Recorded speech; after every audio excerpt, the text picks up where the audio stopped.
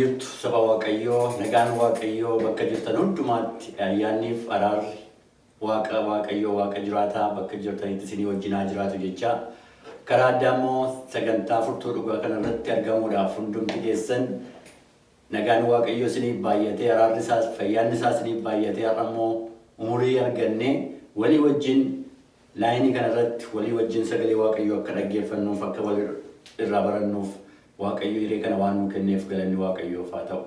Isinis hordoftoonni keenya furtuu dhugaa karaa addaa Waaqayyo Waaqni mana samii isin haa eebbisu jechuu barbaada. Waan yeroo hundumaa nu hordoftanii waan yeroo hundumaa laayikii fi sheerii gochuudhaanis sagantaa kana babal'isaa waan jirtaniif Waaqayyo isin haa eebbisu. Guyyaa irraa sagalee Waaqayyoo keessaa yeroo itti wajjin barannu ta'a. Innis karaa addaa guyyaan irraa guyyaa itti Yesuusin arguu feetaa kan jedhu jalatti Yesuusin namni arguu fedhu hundumtuu akka jiru. Kanaaf immoo Yesuusin arguun maal akka ta'e yeroo itti waliin barannu ta'a. Yesuusin arguu kan ittiin dandeenyu karaa kadhannaati waanta ta'eef ammas mataa keenya gadi qabannee Waaqayyoon kadhachuudhaan Waaqayyoo isa arguu akka dandeenyuuf Waaqayyoon waa dandeessisu haa kadhannu. Hundumaa kan dandeessu hundumaa irratti saba qabdu Waaqa Abbaa Waaqa Ilma Waaqa Hafuura Qulqulluu Sadan Waaqa tokkichaa nu gargaartee umuriin nu jiraachiftee ayyaana kee faraara kee baasii hin qabne nutti uwwiftee lubbuun jiraatanii saba si galateeffatan keessaa qooda qabaachuu waan nu dandeessifteef galanni siif haa ta'u.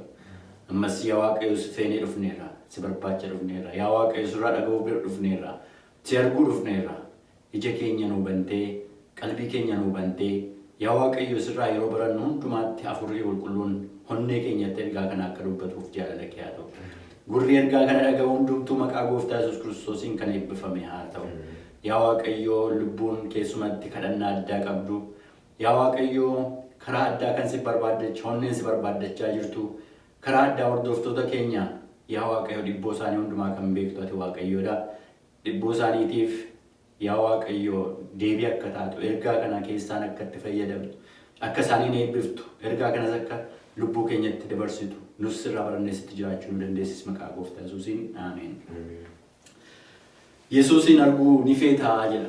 Sagalee gaaffiitiin yookiis akka mallattoo gaaffiitiin mata duree kana kan Yesuusin arguu ni feetaa kan jedhu kana yeroo walii wajjin ilaallu ta'a jechuudhaan. Keessumatti Yesuusin arguu kan fedhu keessi isaa onneen isaa jireenyi isaa guutummaatti Yesuusin arguudhaaf hawwii kan qabu seenaa nama tokko hundumti keenya kan beeknu keessumatti seenaa Iyyaarkootti ta'e. Iyyaarkoo jechuun keessumatti magaalaan Iyyaarkoo Yesuus Iyyaarkoo sana keessa utuu darbaa jiru namni Yesuusin fedhu arguu fedhu tokkotu ture. Dheebuu isaa kan qabu dheebuu Yesuusin arguu qofa. Baay'ee kan nama dhibuudha kun. Yesuusin arguudhumaaf fedha inni. Yesuusin ilaaluudhumaaf ijumaan arguudhaaf fedha barbaada. Yeroo magaalattii kana fudhannee yeroo ilaallu magaalaan Iyyaarkoo kuni egaa haalli qilleensa isheetii baay'ee kan namatti tolu. Mukeen meexxii garaagaraa namoota kan walitti simatu yookiin ofitti waamu haalli daldalli isaa achi keessatti geggeeffamu namooti baay'een keessumatti yeroo gara magaalaa kana keessa darban yeroo gara magaalaa kana keessa jiraatanii gammachuutu itti dhaga'ama jedha sagaleen Waaqayyoo.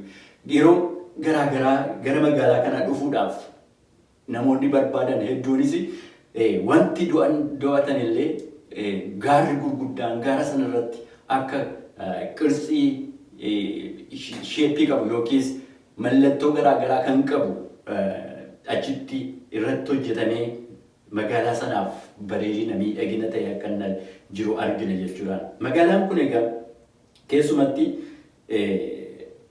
Yesuus namoota hedduudhaan ajjabame. Yesuus namoota hedduun isa duukaa utuu deemaa jiran utuu bu'aa jiranii namoonni hedduun kana keessa nama tokkotu Yesuusin arguu fedhe jechuudha. Nama tokkotu Yesuusin ijaan arguu barbaade. Innis nama beekamaa bakka guddaa kan qabu biyyattii keessatti nama ulfaataa nama kabajamaa nama dhageettii qabu garuu Yesuusin arguu kan barbaadu ture. Yesuusin arguu kan fedhu ture. Yesuus utuu inni inni hin argin akka inni isa darbuun barbaadu ture. Yesuusin arguudhaaf yaalii guddaa godhe jedhama. Yesuusin akka isa hin darbineef yaalii guddaa godhe. Yaaduu jalqabe. Yesuus utuu isa hin darbin akkamittiin akka arguu danda'u hin yaade jedhama. Yaadni yeroo jalqabaatiif dhufeefi muka qilxuu irra koru yookiis muka qilxuu yaabbachuu ture jedhama. Yaada kana dhufeefi. Namoota amma kana keessa kan baay'ee kan na dhibu iji namoota hedduun sun namoonni hundumtuu Yesuusin argaa jiru, ilaalaa duukaa deemaa jiru.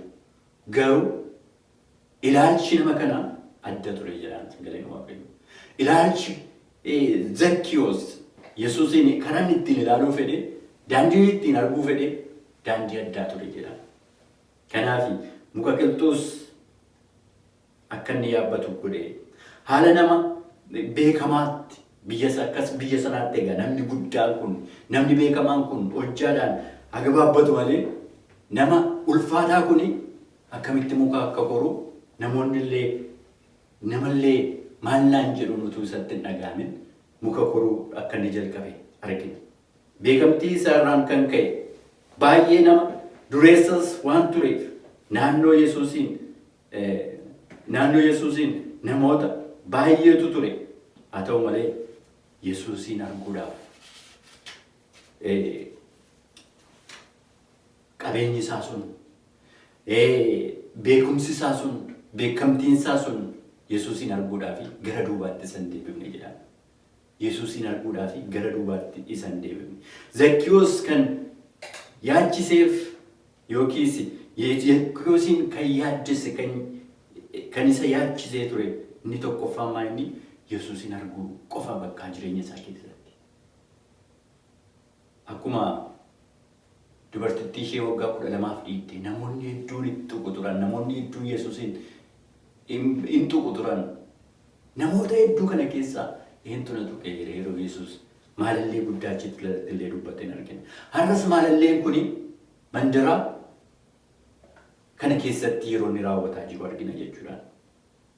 Yesuus ija isaatiin arguu fedhi kan fedhe kun har'a gara muka qilxuu yookiis gara muka qilxuu ol ba'ee Yesuusin arguu danda'eera. Galanni Waaqayyoof haa ta'u. Hawwiinsa bakka ga'eera. Yaadni isaa karoorri isaa bakka ga'eera. Yesuus immoo nama isa arguu kan dhufu kan nama isa barbaacha dhufe kan hin argennis deebi'e. Galanni Waaqayyoof haa ta'u. Phexroo dhiifama Zakkiyoos Yesuusin arguu fedhe muka yaabbatee Yesuus immoo Zakkiyoosin arguu fedhe ol ilaale jedha galanni Waaqayyoof haa ta'u. Kanaaf yoo gara keenyatti deebinee Yesuusin akka argine kan nu godhan maal faatu jira har'as jireenya keenya keessatti. Zakkiyoos Yesuusin akka hin argineef kan godhan waan hedduutu ture. Waan hedduu sana keessumatti hojjaadhaan wayi tokkorra dhaabbatee Yesuusin arguudhaaf yaaliin inni godhe sababiin isaa namni kun hojjaadhaan gabaabaa waan ture. Nus har'a Yesuusin akka hin argineef kan nu godhan jireenya hafuuraa akka nuti gabaabbannu kan nu godhu. Jireenya hafuuraa keenyatti akka nuti gabaabbannee akka nuti Yesuusin hin argine kan nu godhan keessaa maal fa'i jennee yoo fudhannee ilaalle sagaleen Waaqayyoo gadi fageenyaan har'as nu hubachiisa. Keessumatti mee ofuma keenyaa of agaafannu tarii dhibee jaalala dhabeetii tiilaata Yesuusin akka hin argine kan nu godhu. Jaalalli nu keessa hin jiru taanaan nuti ijoollee Waaqayyoo jedhamuu hin dandeenyu. Yoo jaalalli nu keessa jiraate garuu ija jaalalaatiin maal argina? Yesuusin arguu dandeenya jechuudha. Kanaaf iji jaalalaa yoo nu keessa jiraate Yesuusin arguu dandeenya jechuudha. Yohaannis 1:2-11 yoo 9:10 yoo dubbifattanii namni obboleessa isaa jibbu garuu dukkana keessa jira jedhaan. Dukkanicha keessa hin deddeebi'a. Dukkanichas ija isaa waan jaamseef gara itti adeemu tokkollee hin beeku jedha sagaleen Waaqayyo. Dukkanti ija isaa jaamseef. Maa inni dukkanni sun jaalala dhabiinsa. Yesuusin arguu dadhabuu. Yesuus irraa ija isaanii akka hin kaanne kan godhan akka ta'an hin argine jechuudha. Inni lammaffaan cubbuun waan lafaa yaaduu, waa'ee lafaa, waa'ee biyya lafaa duwwaa yaaduu, of qabuu dhabuu, wal dhabdee yookiis walitti bu'iinsa. Wantoonni kun Yesuusin akka hin argine kan nu godhan keessaa isa tokkoffaa akka ta'e nu hubachiisa. Tokkoffaa Yohaannis boqonnaa 2 lakkoofsa 13 hanga 17 isin dubbifadhaa. Yesuusin kan akka hin argine kan nu godhan keessaa wantoonni kun akka jiran nu hubachiisa. Inni sadaffaan amantii dhabina keenyatu Yesuusin akka hin argine nu godha. Yoo amantiin keessa keenya hin jiru yoo ta'e Yesuusin arguu hin dandeenye. Zakkiyoos jireenya isaa keessa kan ture amantiitu ture. Amantiin sunis Yesuusin arguu nan danda'a kan jedhu. Yesuusin akkamittan arga? Yesuusin arguun duwwaa nanaa fi gaara kan inni jedhee murteeffatee ka'eef kanaaf ture. Jireenya keenya keessatti Yesuusin arguudhaaf ofii keenya amantii qabaachuun nurra jiraata jechuudha. Kanaaf amantii sana argeeti Yesuusis keessa isaa waan argeef fedhii isaa hawwii isaa waan argeef maal godhe Yesuus? Zakkiyoosiin mukarratti achi ol ilaale jedhaan. Zakkiyoosiin qofan ilaalle amantii Zakkiyoosiin ilaalaa ture Yesuus. Yesuus yeroo gara jireenya keessanii dhufu Efreemiin ilaala utuu hin taane amantii keessa koo jiru ilaala. Maal fakkaata amantiin keessa koo jiru? Dhugumaan Waaqa wajjin walitti dhufeenya qabu maal fakkaata? Kana ilaala Yesuus. Keessa keenya ilaala. Gabaabinna Zakkiyoosiin ilaalle Yesuus. Muki yaabbachuun isaa isa malaalchisee miti kan inni ilaale Yesuus. Mukeenya iyyuu yaabbachuu danda'a. Muka sana miti kaayyoon Yesuus. Kaayyoon Yesuus Zakkiyoosiin ilaaluu danda'ee fi keessa isaa amantii isa akka dhagaa san tochoon amantii addaatu keessa isaa ture waanta ta'eef Yesuusin ilaale. Yesuusis isa ilaale. Yaa saba Waaqayyoo Yesuusin ilaaluu yoo fedhe Yesuus sanaaf isin ilaaluudhaaf yeroo hundumaa qophaa'aadha amanaa. Yesuusin ilaaluudhaaf hawwii keenya yoo ta'e, Yesuusin ilaaluudhaaf ija keenya yoo banan, Yesuusin ilaaluudhaaf gurri keenya Yesuusiif yoo baname, Yesuus sanaaf isinitti mul'achuudhaaf yeroo hundumaa qophaa'aadha nuun jedhan. Kanaaf akka arfaffaatti of qabuu dhabuu yookiis beekumsa dhabuun Yesuusin akka hin argine nu godha. Yohaannis tokkoffaa boqonnaa 1 lakkoofsa 1-4 isin dubbifadhaa. Obsa dhabuun Yesuusin akka hin argine nu godha. Utuu obsa hin qabu ta'e Zakkiyoos Yesuusin arguu hin danda'u ture. Maaliif namni obsa hin qabne abdii hin qabu. Obsi jiraate jennaan garuu abdiin hin jira. Har'uma yoo kun kana ta'e ta'uu qaba jennee yoo obsa irratti dhabne wanta sana isin dhabna ofii keenya isin dhabna bakka jiru. Garuu Yesuusin arguudhaaf obsa qabaa ture Zakkiyoos. Inni shanaffaan inni ja'affaan dhiifama sodaan Yesuusin akka Yesuusin hin argine nu godha. Yoo sodaanne kan sodaannu waan hedduu dhabne namni waan nu jedha naman sodaanna diinan sodaanna waan hundumaa sodaanna nuti. Anaaf isin dhiisaati warri darasootaallee yeroo itti sodaatan turan. Yoo wangeela Maatewos boqonnaa 14 lakkoofsa 26 fudhattanii ilaaltanii yeroo tokko Yesuus utuu inni bidiruu utuu inni bishaan irra deemaa jiru sodaa guddaan itti dhagahame jedha sagaleen Waaqayyoo. Hin sodaatan jedha. Sodaa isaaniirraan kan ka'e maaltu nutti dhufaa jira? Ekeraan nutti dhufaa jira. Hafuura xuraan nutti dhufaa jira jedhanii yaaddoo keessa kufan jedha. Sodaan waanuma jirudha. Kanaaf sodaan immoo Yesuusin akka hin argine nu godha. Yesuusin akka hin ilaalle nu godha sodaan. Kanaaf bartoonni Yesuus illee sodaatanii Yesuusin ija guutummaatti arguu kan yeroo itti dadhabantu ture. Kanaaf onnee Waaqaaf yoo qulqullooftetu Yesuusin arguu danda'a. Qorumsa yoo nutti dhufe Yesuusin arguu hin dandeenyu. Qorumsi garaagaraa garuu Yesuusin arguu kan ittiin dandeenyu onnee qulqulloofte yoo qabaanne of qabuu dhiifnee yoo jireenya keenya fuula Waaqayyoo duratti gad deebifne Yesuusin arguu dandeenya. Maatewos 5:8 irraa dubbifadhaa. Mul'ata Yohaannis boqonnaa 3 lakkoofsa 17 irraa yoo fudhattanii ilaaltan kana nutti hima. Namni Yesuusin akka hin argine nu gochuu danda'u yaa namoonni Yesuusin illee akka hin argine nu gochuu danda'u. Namni baay'een Yesuusin marii isaanii waan adeemaa turaniif Zakkiyoosii waan caalaan itti fakkaata ture. Zakkiyoos kan Yesuusin arguu danda'ee fi qabxii asii gaditti dubbatamu yoo fudhannee ilaalle Yesuusin akka inni ittiin arguu danda'e godheera jechuudhaan. Baay'eenis kan eebbifaman, baay'oonnis kan ittiin gargaarsa gurguddaa argatan Yesuusin isa duras kan ilaalanii gargaarsa guddaa kan argataa turan jiru. Haa ta'u malee Yesuusin hin argine jireenya isaanii keessatti hagama qabaatan, hagama hordofan, hagam Yesuusin duukaa bu'an malee Yesuusin arguu hin dandeenye. Har'a jireenya keenyaan Yesuusin duukaa bu'uun qofa nu ga'u Yesuusin arguun nurra jiraata. Yesuusin karaa maalii arguu dandeenya yoo jennee fudhannee ilaalle ammas Waaqayyo nutti anaaf isinitti hima. Zakkiyoos Yesuusin arguudhaaf fiigee muka qilxuu yaabbate jedha. Nus Yesuusin arguudhaaf yerootti nuuf kennametti fayyadamuudhaan Yesuusin utuu nu biraa hin darbini yeroonis utuu nu jalaa hin dhumatin humna keenyaan humna qabnuun fiinnee Yesuusin miilla Yesuus jalatti kufnee Yesuusin argachuun.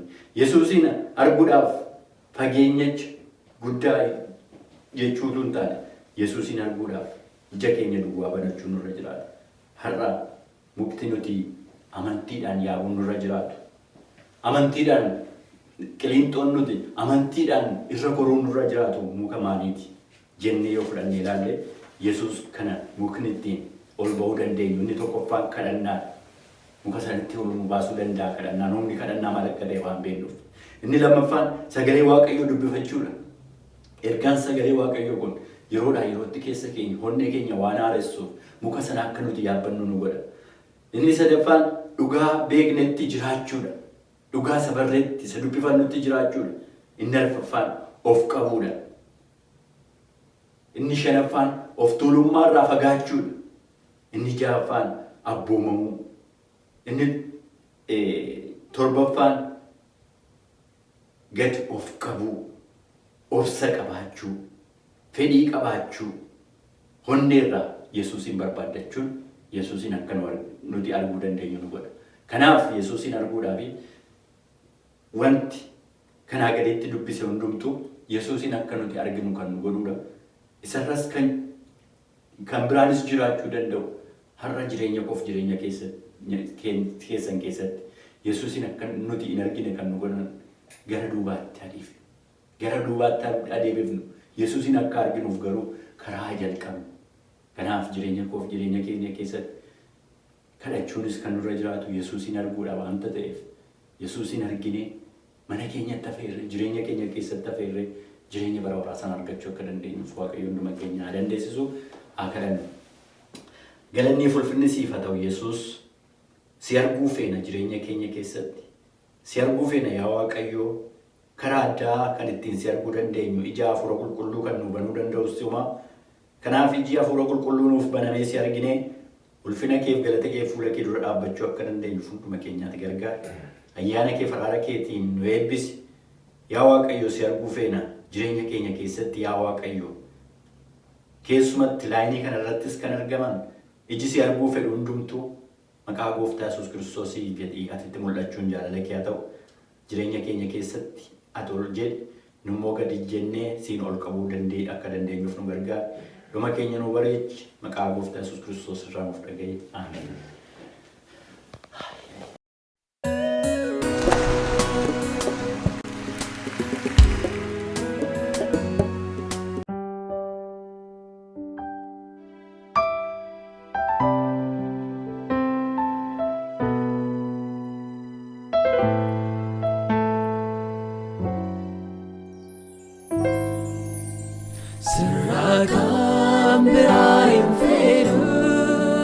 Yesus ko bichu garago mi efade tani si arge ajikan ko te